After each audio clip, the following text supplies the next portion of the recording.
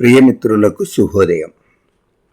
మనం ఇప్పుడు శ్రీకృష్ణ కర్ణామృతం లీలాసుకుడు రచించినటువంటి కృష్ణ కర్ణామృతంలో ప్రథమాశ్వాసంలో 93వ శ్లోకాన్ని చూస్తున్నాం.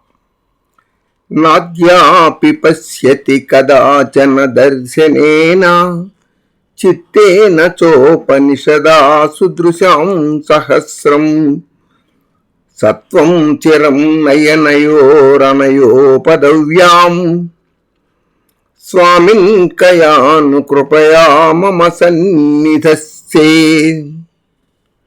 నాత్యాపి పశ్యతి కదాచన దర్శనేన సుదృశాం విద్వాంసుల యొక్క సహస్రం 1000 విద్వాంసుల సమూహము అయినా కూడా అద్యాపి ఈ దినమందైనను కదాచన మరి ఏ వేళయందు ఏ కాలమందైనను ఎవ్వనిని దర్శనేన దృష్టి మాత్రము చేత ప్రత్యక్షముగా చిత్తేన మనస్సు చేత అనగా ధ్యానము చేతను ఉపనిషత్తుల చేతను లేక వేదాంత శాస్త్ర మూలములుగానుంట నా పశ్యతి చూడరు సహా అట్టివాడైనా త్వం నీవు విద్వాంసుల చేత ప్రత్యక్షముగా గాని ధ్యాన రూపముగా గాని వేదాంత శాస్త్ర మూలముగా పరోక్షముగా గాని కారణరానట్టివాడివైన నీవు హే స్వామిన్ ఓ స్వామి కయాను ఇంతింత అనరాని కృపయా దయచేత మమ నా యొక్క విద్వాంసుడను కాక కేవలము సామాన్యుడైన నా యొక్క అనయోహో ఈ ప్రకృతి సంబంధములైన నయనయోహు కన్నుల యొక్క పదవ్యాం మార్గమునందు చిరం బహుకాలమునకు సన్నిధానము చేయుచున్నావు.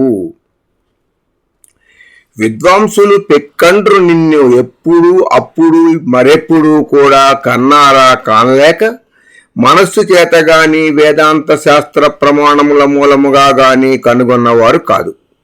అటువంటి నీవు ననుబోటివానికి ఈ ప్రాకృత కన్నులకు ఇంతింత అనరాని కరుణచే చిరకాలమునకు సాక్షాత్కరించితివి, ఇది నా భాగ్యము ఏమందును కదా అంటున్నాడు లీలాసుకుడు.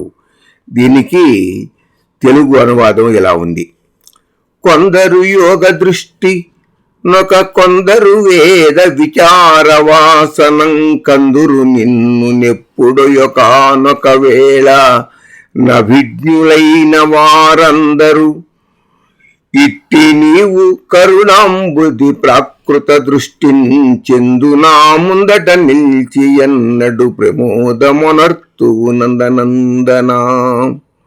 కొందరు యోగ దృష్టినొక కొందరు వేద విచార వాసనం కందురు నిన్ను నెప్పుడో ఒకానొక వేళన్ అభిజ్ఞులైన వారందరూ ఇట్టి నీవు కరుణంబుది ప్రాకృత దృష్టించెందువా నా ముందట నిల్చి ఎన్నడు ప్రమోదమునర్తువు నందనందనా అంటున్నాడు సిద్ధకవి. స్వస్తి.